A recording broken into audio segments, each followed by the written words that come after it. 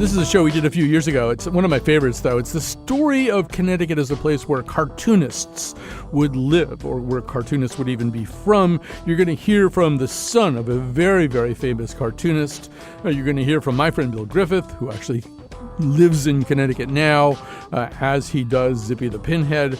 And you're going to hear from Henry McNulty, who I worked with for many years, and who probably knows more about this whole subject, the way comics, particularly newspaper panel strips, and Connecticut's geography all come together to produce an unusual terroir, shall we say. It's all coming up after the news.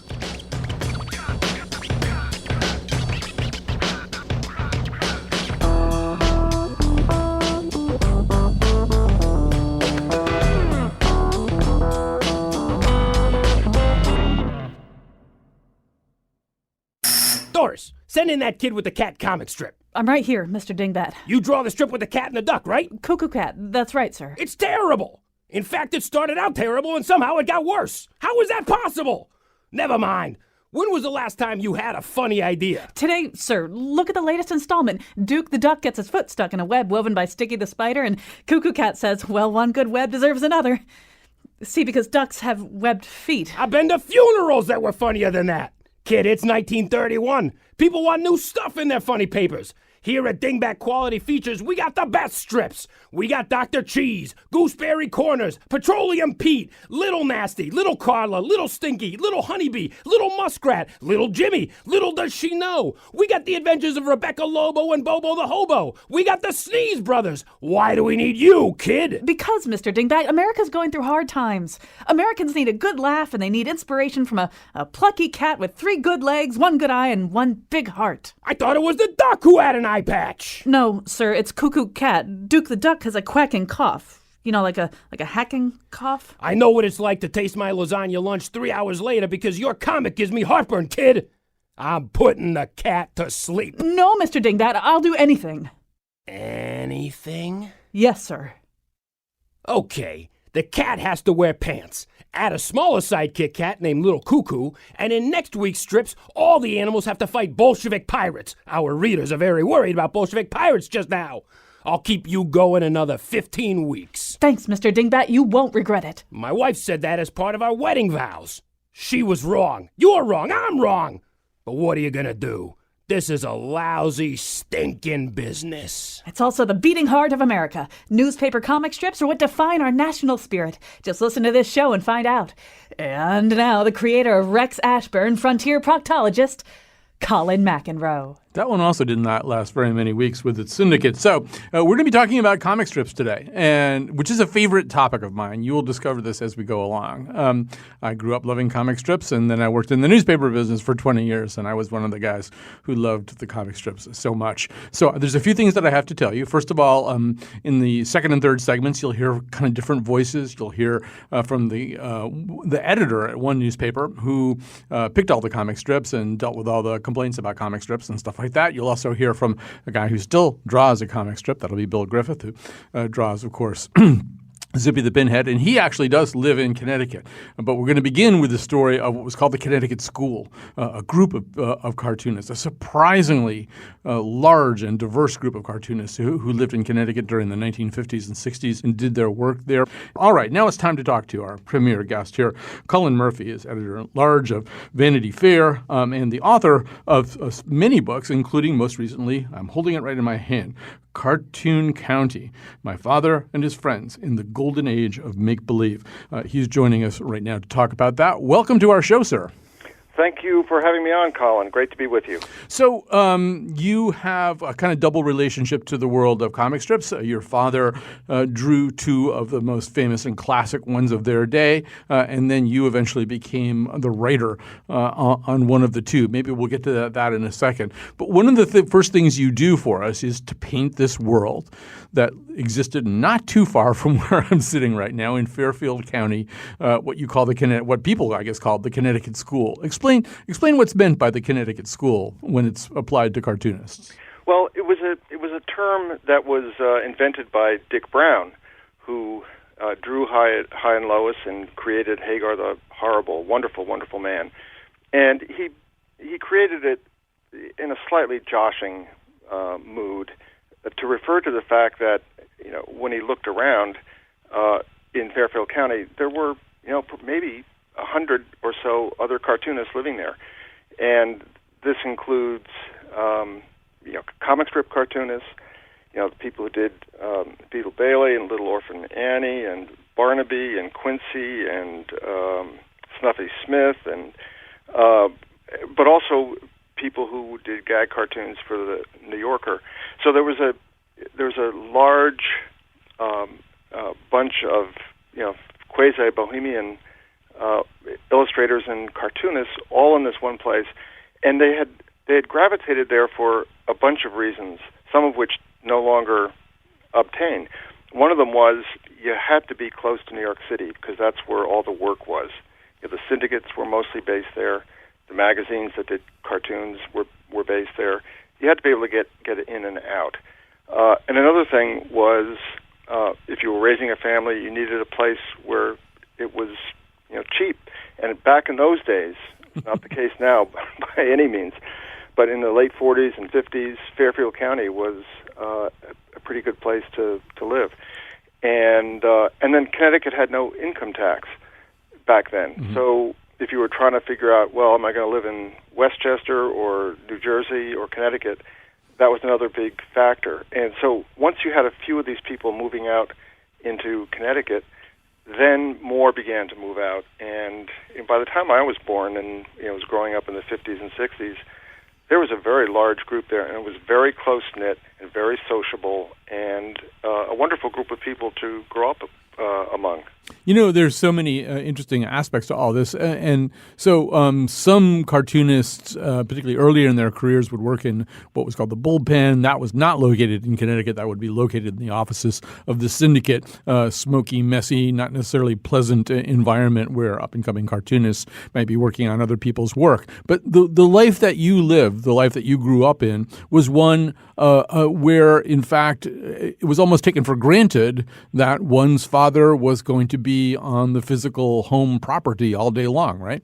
Well, that's right. And looking back, I realized that the characteristic that first made me understand that my father was different and the fathers of other people I knew were different who were cartoonists was the fact that they were home all day.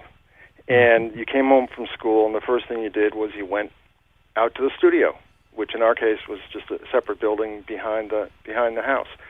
And I had 7 brothers and sisters, and this was a big magnet for us because studios were a wonderful place. Every cartoonist had a great studio. It was, the smells were wonderful. It was, paint and ink and wood shavings. There were costumes around that you could dress up in if you wanted to, helmets and funny hats and feather boas, all kinds of stuff, and your dad was there, and he generally had time for you. So the sheer physical proximity was a wonderful aspect of childhood, but also just the mindset of these people. In later life, I know plenty of people who are bankers and in advertising and many other professions, and they're wonderful people. But cartoonists were laid back in a very particular way, and they were funny in a particular way, and they had a certain sense of freedom, and living one's life the way you want to live it. That was a little bit unusual, and I think that attitude really affected the way us kids in the family grew up and decided to live our lives. Right. There are just great stories in the book. I mean, some of these, I think of Mort Walker, probably most famous for Beetle Bailey, as maybe this kind of anarchical kind of person, but there's stories about him going grocery shopping, right? That I think you mentioned in the book that when people buy originals, when collectors get originals of some of the cartoon strips from this era, they often find a little grocery shopping list there, right? Yes. Well, I have strips of my dad's. I have very clear memories. There was an intercom between our house and the studio. And my mother was she was managing things. She was a crack organizer. You had to be if you had 8 kids. and we had this big Victorian house, and that was at the front of the property, and the studio was in the back. And the last thing she wanted to do was to have to run out to the studio every time something came up. So we had an intercom set up. And I'd be sitting out in the studio because I like to be with my dad. I like to draw and just sort of sit with him. And she would buzz, and she would say, you know, when you walk into town, like into Koskov, which is the town where we lived, I need you to get. And then he would write things on the edge of the strip, you know, diapers, Chesterfields, you know, bottle of scotch. But I have strips with these notations on them, and I'm sure that other cartoonists, you know, did the exact same thing. Yeah, there are just great stories there. And you said, you know, the cartoonists have a very specific sense of humor. I love the story about Mort Walker losing track of his wife in a grocery store, a supermarket, and going to the courtesy desk and saying, "In what aisle are wives?" Yes. I remember Dick Brown, who, you know, Dick was a Ursine character, and he was a little bit sloppy. His shirt would be hanging out, and children loved him because he looked like the kind of, you know, if you looked at him and you thought that's an adult, it just gave you a different sense of the possibilities of adulthood than the typical one. And I remember once he was over at my parents' house for a cocktail party, and as usual, all the kids in our family were given jobs to do, and my younger brother Finn was passing around trays of cheese and crackers. He was probably like 5. And he came to Dick Brown, and Dick Brown, with his big hands, just took a huge handful of crackers and put them in his jacket pocket. And my brother Finn just looked at him wondering, you know, what are you doing? And Dick, seeing the look in his eye, said to him, "Poverty could be just around the corner." We're talking to Colin Murphy right now. He has very up-close and personal experiences with the golden age of newspaper cartooning, comic strips in the 1950s and 1960s. There's so many things that I want to ask you about, but I think one thing that fascinates me too is censorship happened in certain ways, and maybe a good way to talk about this is that Big Ben Bolt, one of your father's strips, he was a boxer. Boxers boxed with their shirts off, but Big Ben Bolt had no nipples. Why would that be? Yes, well, he was not a freak of nature. Right. And leaving aside the question of why men have nipples in the first place, which gets us off into different terrain, but the syndicates all had rules about things that you could and couldn't show. And, you know, some of the rules make perfect sense. You and I would come up with the exact same rules. But some of the rules seem to make no sense at all. For instance, you weren't allowed to show a pair of dirty socks lying on a chair. Mm-hmm. Now, I don't know why that was the case. I can't even think of a reason. Showing male nipples was also forbidden. And there are plenty of strips that, you know, require men to appear bare-chested. You know, there's Alley-Oop, there's BC, and then there's, you know, Joe Palooka and Big Ben Bolt, the strip my father did. And I was just I pulled a couple of strips out of Big Ben Bolt the other day, and was just looking at them. There were some dramatic fight scenes, and there are no nipples. Mm-hmm. You can put some chest hair on, that's fine, and I still don't know, you know, why that was the case. The other thing you couldn't show was navels. Right. And this was a running battle that Mort Walker had with the syndicate, which I think he enjoyed immensely. That there was a character named Miss Buxley, and she sometimes wore a bikini, and so, you know, he would draw a navel, and the syndicate would say, no, you can't have a navel. And they would use an X-Acto knife and take the navel off, and when enough of them got collected, they would send them back to Mort. And, you know, this drove him crazy, and so he began gratuitously putting navels in.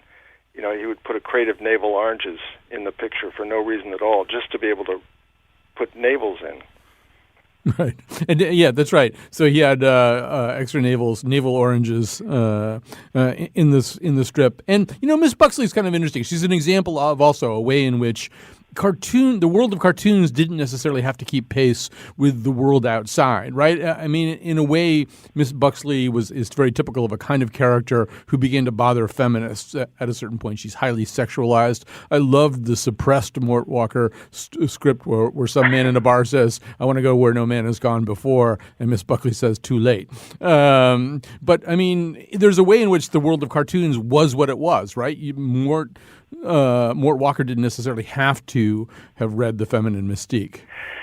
No, and although he was a widely read man, he's still alive, and I saw him not long ago. And just as a quick aside, the idea for Trixie, the character in Hi and Lois, who we know what she is thinking because her thoughts are displayed in thought balloons, but she never speaks.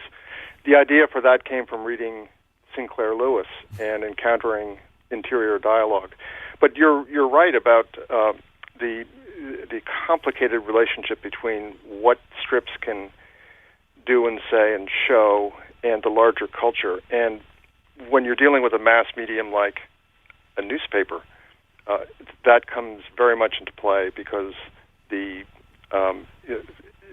standards that you're dealing with are not necessarily cutting-edge standards. Now, to be fair about Miss Buxley, Mort would always say that, well, all right, yes, she is a very attractive woman, but the real point of the jokes about her, or in which she's involved, is to make fun of and to skewer the other people in the strip, like General Half-Track. Mm-hmm. Yes, and General Half-Track was notably lecherous, and he obviously is, in many respects, the butt of these jokes. That's right. Colin, before we run out of time, we've got to talk about this remarkable thing, which I certainly had not known. Prince Valiant ran in the Hartford Courant when I was growing up. It looked so different from so many other strips. It seemed like a world unto itself. How did it come to pass that you wound up joining your father on the creative staff of Prince Valiant? The strip is a glorious piece of work. It was created by a master illustrator named Hal Foster, and it first appeared in 1937. And it almost always appeared on a full newspaper page, unlike other pages of comics which might have 3 or 4 different comics on a page. This took up the entire page, and it was illustrated in the in the grand style of a Howard Pyle, and so Hal did it for 30 some years, and then he was getting older. He was in his 70s and decided he wanted to give up the drawing, and he had known my father, and so eventually my father took it over and did it for 35 years. And then there came a point where Hal had decided that he wanted to give up the writing as well. And, I, at that point, was at the beginning of my own career as a writer and editor. I loved working with my father. So I began sending ideas to Hal for stories, and I began sending him scripts. And eventually it just kind of clicked. It made sense for my dad and myself to do it together. But I will always be grateful to Hal for his tutelage, because doing a strip is not straightforward. For a reader, it's easy to get what's happening in the comic strip, whether it's funny or dramatic. But it's actually very hard to get that 1-2 punch of words and pictures. And it took me a while to get the hang of it, and Hal was really extraordinary in the kind of advice that he offered in teaching me how to do it. There's, we should say that, as you point out, Prince Valiant was published only on Sundays, but there were more lines and more ink in a single panel than in a month of Peanuts. What did the pressure feel like? I mean, I've known a bunch of cartoonists. Gary Trudeau is my freshman counselor in college. They all seem like they're under a tremendous amount of pressure all the time. It's, I think, why he and Bill Waterston and people like that have taken hiatuses. If you're a reader, and you're looking at the funny pages, probably in the back of your mind you're thinking, what a great job. Can there be anything better? But if you look at it from the cartoonist point of view, there are deadlines, and these deadlines are relentless.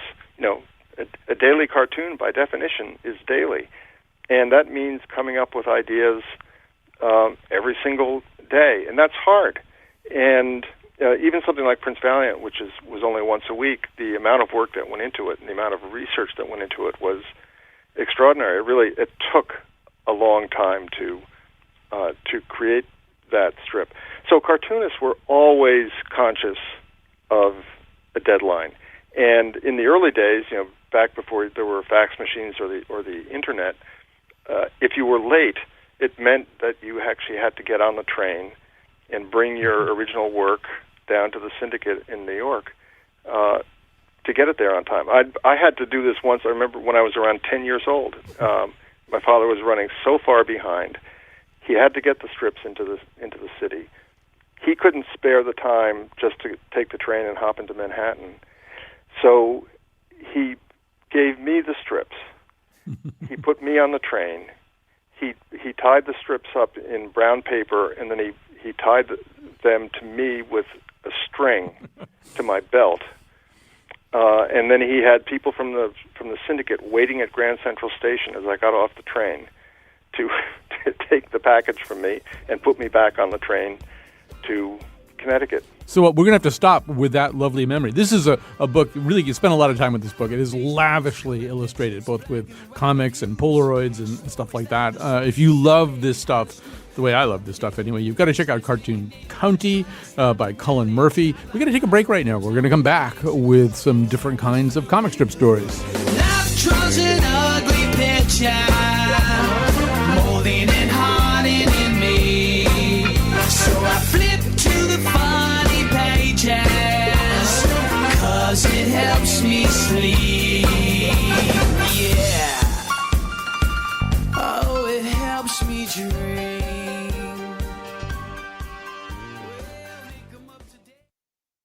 So when we started doing the show, or even just talking about doing this show, Jonathan McNichol's the producer, and I said, well, you have to get Henry McNulty. And I explained that Henry McNulty was a writer and editor, worked for the Hartford Courant for more than 173 years, or thereabouts, who was sort of my mentor when I got there. And Henry was always in charge of the comics. No matter what Henry's real job was, he was always in charge of the comics. And he was the person who was trusted to deal with all this. And because I was very interested in comics, in comic strips, and Henry and I would often sit around having these very Socratic conversations about what was going on in various comic strips. So it just seemed insane to try to do this show without bringing Henry back in. So, well, first of all, welcome to WNPR, Henry McNulty. Thank you, Colin. The first question is, are comics really for kids? That's the idea, right? The funny papers. You sit down, you're a kid, and you read the funny papers, or your dad reads you the funny papers.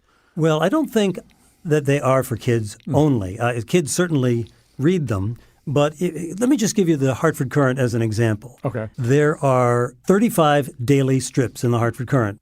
Of those 35, in 22% of them, the originators of the strips are dead. Right.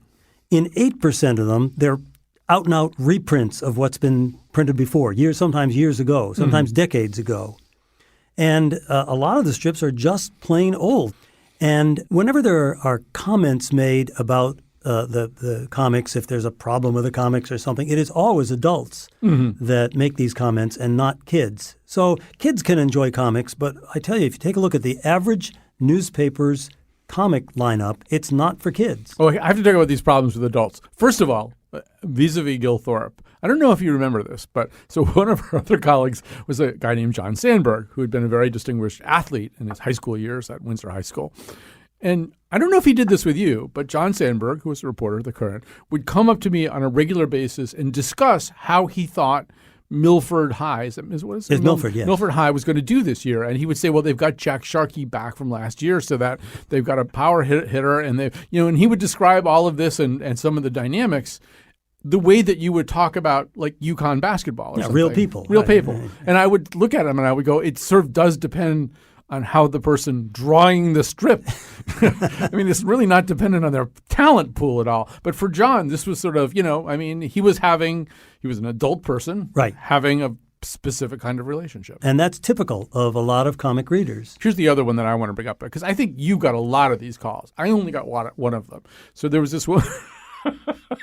There was this woman who used to call up the Courant, and we called her the breathing lady. And she would call the up, breathing lady, yeah, yes. yeah. And she would have this kind of gasping delivery. And she would be transferred to you if you were sitting unsuspectingly at your desk, trying to do something else. She called up the desk one night, and I think Dan Shea transferred her over to me because he was feeling mischievous. So...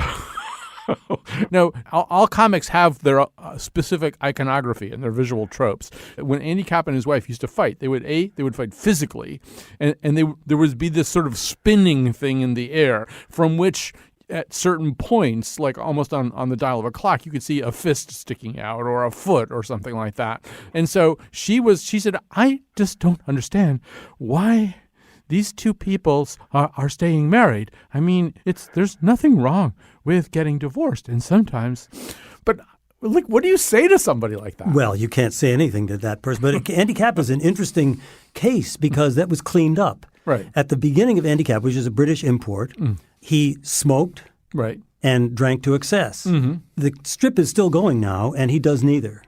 Nor does he fight with his wife, whose name is Flo, by the way. So, I mean, did you get calls like that from people yes. who just didn't like something that was happening? Oh, absolutely. I mean, the number one call generator for me was Gary Larson's The Far Side. Right.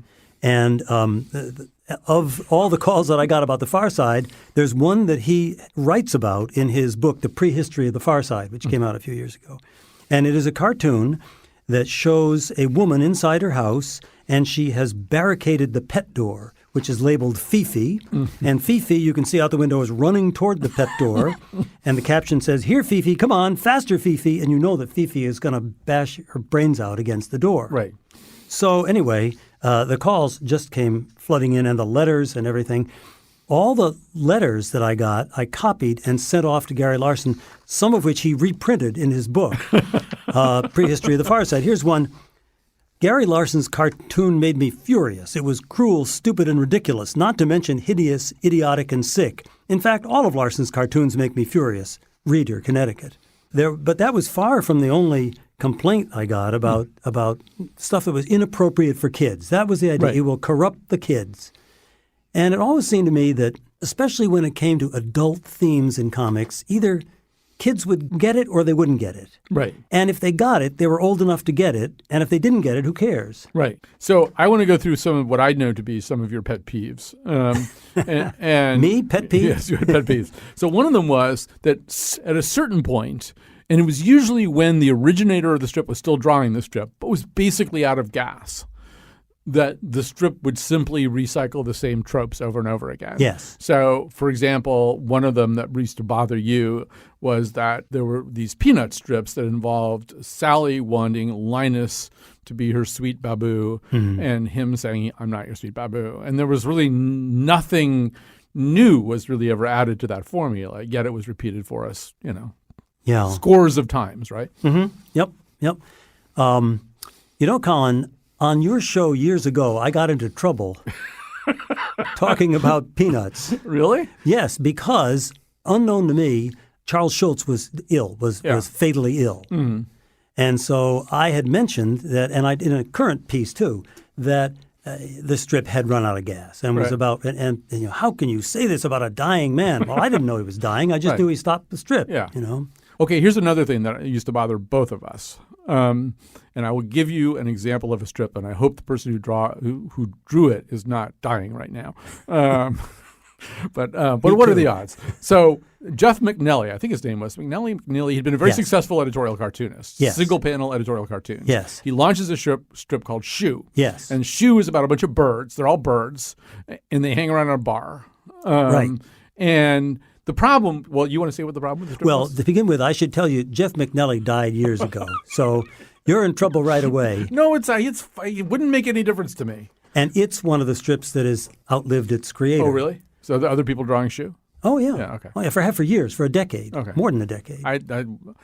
Well, should we say what's wrong with it? Do you want me to be one? Go. Okay. Well, what was wrong with it? But I happen to know that Henry agrees with me. About Let it this. be on you. Yes. Okay. Was that there weren't multiple perspectives. That a comic strip ultimately is an ensemble piece, and so you want somebody who's lyrical, you want somebody who's cynical, you want somebody who's sad, you want somebody who's happy. You probably want a Charlie Brown, a David Copperfield, this kind of neutral, character like the character of Alex on the series Taxi, right? The Judd Hirsch character. You want somebody who's kind of a moral center to it. And on Shoe, it was just a bunch of really pissed off birds who had the same dark, cynical take about everything. And there wasn't there weren't any other kinds of birds. They were just the same bunch of birds who thought everything was crap.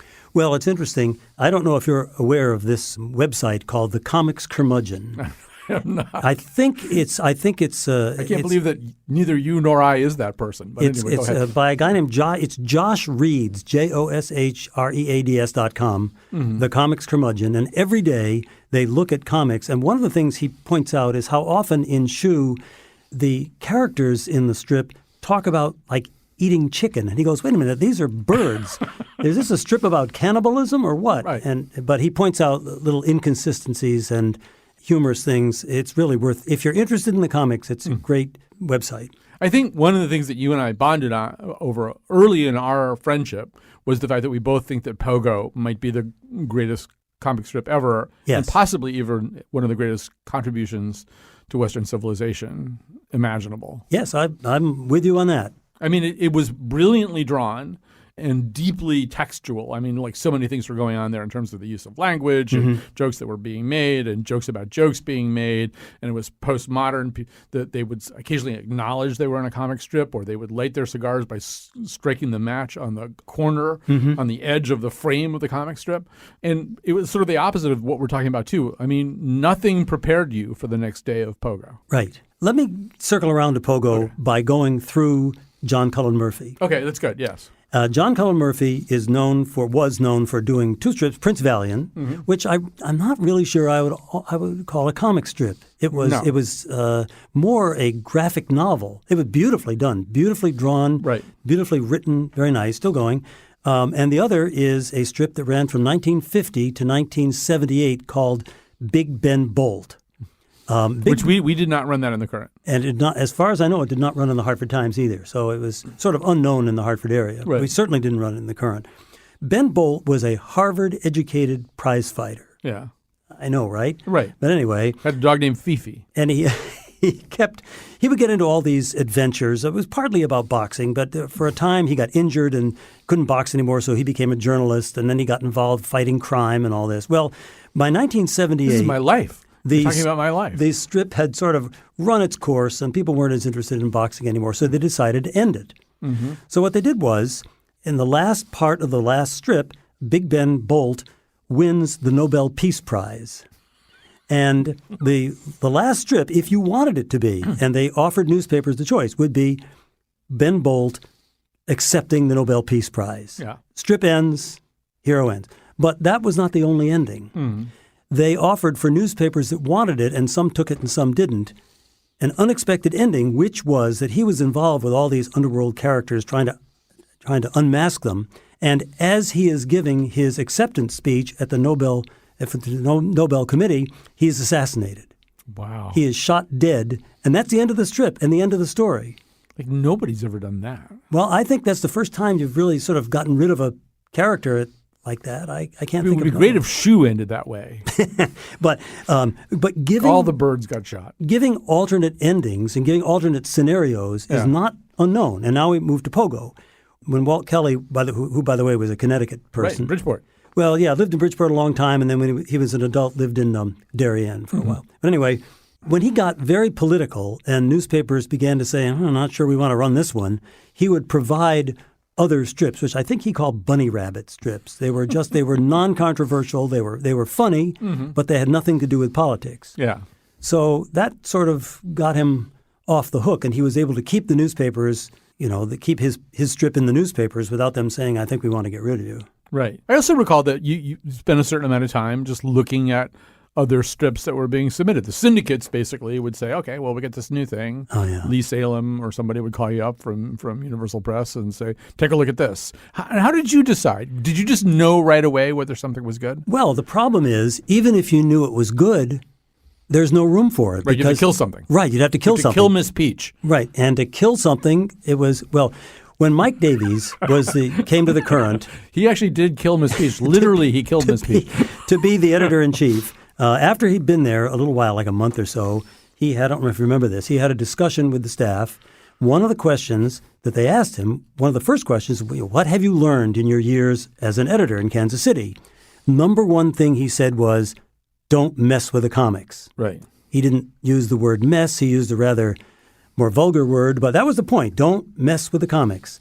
And to get a new comic in, you can either expand the space in your newspaper and have more comics, which is expensive, or you can shrink the size of the comics you have, which is crazy, or you can get rid of one. And all of those are so problematic that it is very, very difficult for a new cartoonist to get his or her work in the paper. And that's why papers like The Courant have comic strips that are 60, 88, 70 years old. They just can't get rid of them. But didn't we, I think we did take either Miss Peach or Mama. They're both by Mel Lazarus, Yes. right? Okay.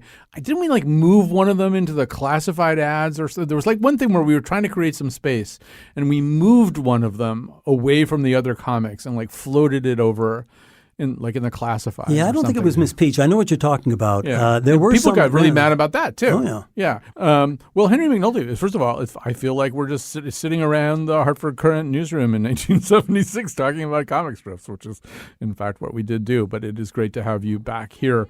Thanks for joining me. Well, you're quite welcome, Colin. It's been fun to be here. So we're going to keep talking about comics for the whole show. When we come back from this break, Bill Griffith, the creator of Zippy the Pinhead, is going to join us for some recollections about his strip and other people's strips, including Prince Valiant. Zippy, he's the coolin' Cool Whip. Zippy, he's the blasting bean dip. Watch out, yow, 'cause here he comes, a totally modular fellow, the maraschino in jello. Zippy, what a baby boomer. Zippy, he's a real consumer. If the rinse cycle of sorrow is spoiling your day, there's a polka dotted pinhead heading your way. Yow. Zippy, zip, Zippy, he put the whiz in the cheese. His life's a patio of fun.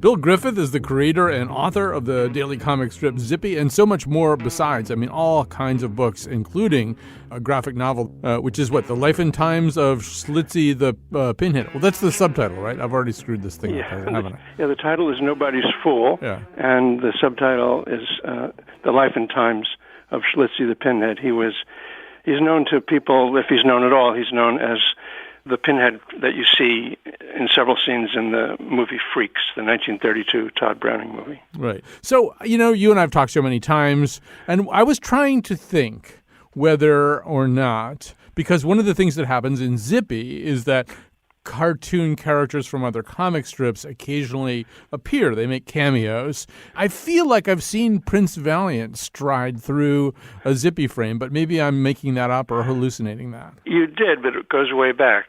Yeah. Probably to 80s. Yeah, that makes sense. Those decades blur. But well, we go back to the 80s, so that makes sense. Yeah. I did a series of strips where you go into a dressing room at King Features, which is the syndicate that syndicates Zippy and dozens of other comics. Yeah. And you go into the dressing room, and there are all the cartoon characters getting into their makeup. So Popeye is putting on his Popeye mask and his funny arms, and Prince Valiant is putting on his hair, and Zippy just talks to them. I can't remember. That's as much as I can remember about that one. Well, it makes me feel good that anyway I didn't hallucinate that whole thing, that I actually did see it. Didn't. Well, we should talk a little bit about, before we started this conversation officially, we were talking about Connecticut cartoonists. We started talking about Ernie Bushmiller, who famously drew Nancy. I have my own thoughts about Nancy, but I want to hear what yours are. Well, I actually just got a copy, so I haven't read it yet, but there's a book that was published called How to Read Nancy. And it's I want actually that all book. it's all about one comic strip. Yeah. It's an entire book about deconstructing one Nancy strip. Right. Mark Newgarden is the kind of guy behind it who is a cartoonist himself and has been a Nancy devotee for decades. So I'm looking forward to that. Yeah, Nancy to me is the definition of what comics are. Ernie Bushmiller was the Zen master of comics. He took comics and distilled it to its essence. At the same time, he didn't leave out humor. He didn't leave out playfulness. He didn't leave out a nice surreal edge. Mm-hmm. He would use slapstick very often. His stuff was very visual. You could almost look at the strip without reading the balloons and get what happened. I remember I did a little talk once at the Connecticut National Cartoonist Society a couple of years ago. They asked me to come and give a talk. And after the talk, I just was hanging out with the different people, and one of them was Ernie Bushmiller's neighbor growing up. This was a man in his 60s who had known Bushmiller when he was a teenager, he, the neighbor.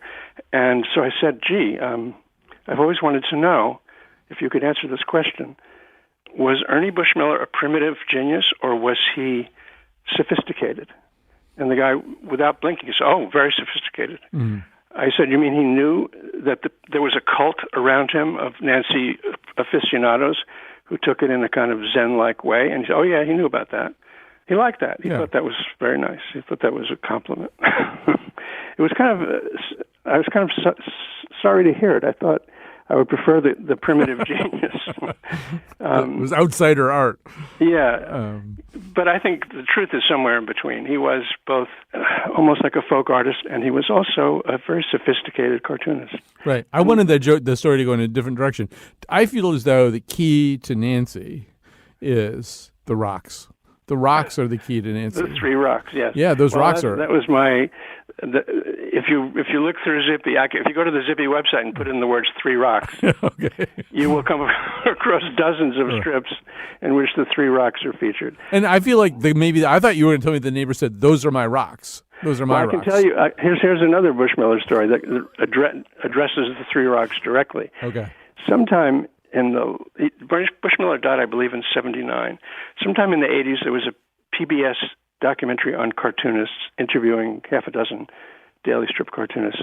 And there's Ernie. And he was interviewed on his front lawn, sitting in a lawn chair.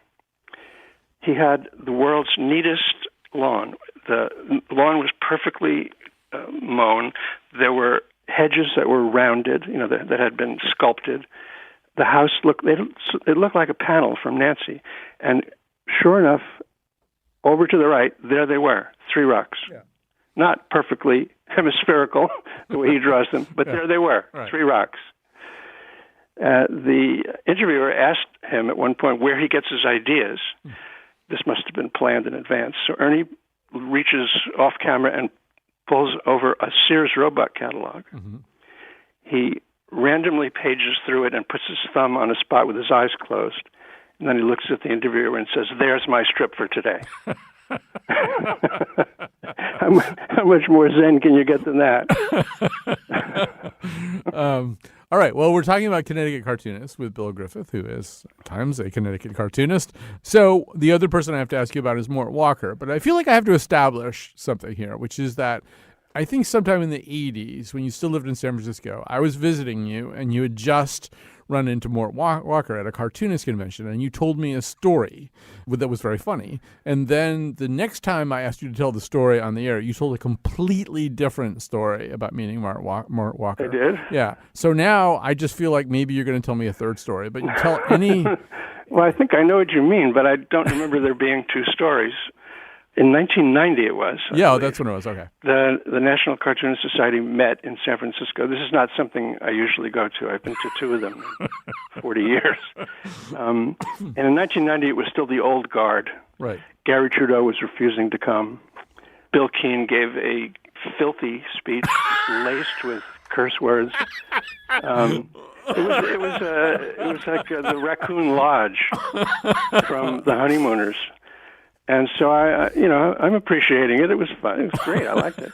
I go into the bathroom, and there's Mort Walker, drunk as a skunk. This is before he got sober. and he challenges me to a pissing contest Right. with his junk hanging out. Right. And He said, "Watch me hit that wall." exactly. And to decline was easy because he didn't remember what he said 2 seconds later. So I said, "Yeah, it's a nice day." I washed my hands and left. But that was my first encounter with Mort Walker. But see, just so you, for your own personal records, the other story, the first story that you told me, and you would just come from this encounter, was that you often used Hi and Lois, often speaking from a cloud or something like that to Zippy in your strip, and so you were standing next to Mort making your water, and you were sort of a little uncomfortable because you didn't know how Mort felt about this. It came up somehow, and Mort said, "Oh yeah, I've seen that. Send me one of the originals." And you said yes, and then he said, "And I'll send an original back." We did. We traded originals. But then what he said was, which one do you want? Which put you in a very difficult position to summon up a specific Hi and Lois strip that you would want. And you finally sort of kind of blurted out you wanted one that showed the configuration of Trixie's hair. Trixie's the little baby. And Mort said, "Oh, you want one of the Sunbeam strips." Right. Now, I don't know whether this is before or after you guys had the pissing. Actually, you know what he did? He drew me a Trixie Sunbeam drawing in color. Yeah. He didn't send me a strip. He did a drawing just for me. Well, that's great. And I've got it to this day, and it's really cool. Although my weirdest and best encounter with the old guard that Mort represents was with Bill Keane, the cartoonist of the Family Circus, when I had Zippy enter a Family Circus reality where he follows the dotted lines around the backyards of suburbia, and I'm 2 or 3 strips into it, and I think, gee, I wonder if I called Bill Keane, would he actually just jam with me on this series rather than me making the whole thing up, and he would actually draw, Billy and Jeffy and the mother and father and write their balloons, and we would do it together. So I called him, and to my shock, he was totally into Zippy. He said he reads it every day in the Phoenix newspaper, and he would be happy to do it, but I would have to write it all, he said. But he did do all the drawings. Yeah. And then about 2 or 3 months later, I get a call from him. He says, "Now it's my turn to ask you to enter a Family Circus panel." And so sometime in the mid-'90s, there's a panel of, I don't know, Jeffy, I guess, in bed. His mother is saying goodnight to him, and he's having a dream about Zippy. She says something like, "What are you dreaming about, Jeffy?" And he's dreaming about Zippy the Pinhead, which I drew the thought balloon over his head. So that was tit for tat. That actually is one of the high points of my career, to be in the Family Circus. Yeah, no, I bow down to you now at some distance. In some way, he was when he was alive anyway. And even to the degree that his son keeps doing the strip, he is sort of a semi-inheritor of the Nancy tradition. Right. And so, I mean, I don't want to take up too much more of your time here, but I mean, it seems as though, well, first, one thing that needs to be said here is that, the stories that you're telling right now are stories of Zippy's somewhat postmodern take on a bunch of latent comic strips that are, that have a sort of cornball appeal to them. But there's also, I mean, you couldn't do this. You can't. It's hard to impersonate something that you don't love. You've got to like Bob Hope enough to be able to do a Bob Hope impersonation. To be a good satirist, you have to love your target, or at least feel some sort of affection, if not love. Right. If you didn't know what was appealing about Family Circus, you couldn't do anything with it. Yes, I mean, to me, Jerry Lewis is a monster, and I'm fascinated by him both. I love the guy. Right. And so, I mean, in a way, I think it is fair to say that you do kind of love the whole breadth of this story of comic strips that have run in newspapers, cartoon strips that have run in newspapers for decades and decades and decades and decades. That's how I learned to read. When I was 5 years old or younger in Brooklyn, I don't quite remember this, but my mother and father have told me I would pick up the Sunday comics and try to read them. And they would encourage me and congratulate me if I was able to read a 2-syllable or 3-syllable word. And that's where it started. Yeah. Well, Bill Griffith, it's been great to talk to you now. Likewise. Okay, that's our show. Thanks to everybody who helped, as well as some of the people who hindered. They play a role, too. And thank you for listening. We'll be back tomorrow unless, for some reason, we don't show up. All right.